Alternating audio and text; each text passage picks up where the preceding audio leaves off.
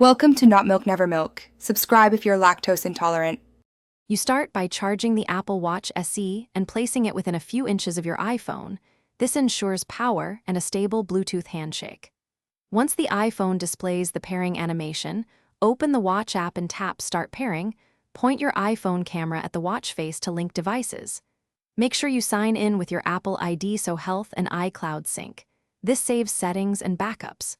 When pairing completes, follow on-screen prompts to set a passcode and enable features like Activity and Find My. Once paired, you configure the watch. Select a watch face and add complications so your most used data is one glance away.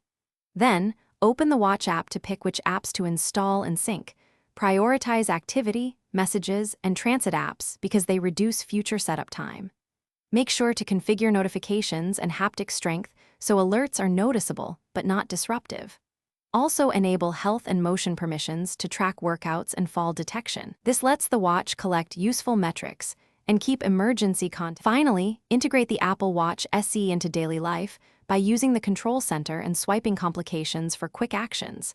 This saves time and reduces phone dependency.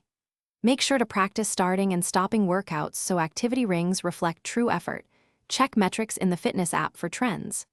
If the watch becomes unresponsive, restart it first, then force restart if needed. Unpair and repair only if problems persist. And update Watch OS regularly to fix bugs and improve battery life, because timely updates prevent. Thanks for watching. If this was helpful, leave a like and consider subscribing. See you next time.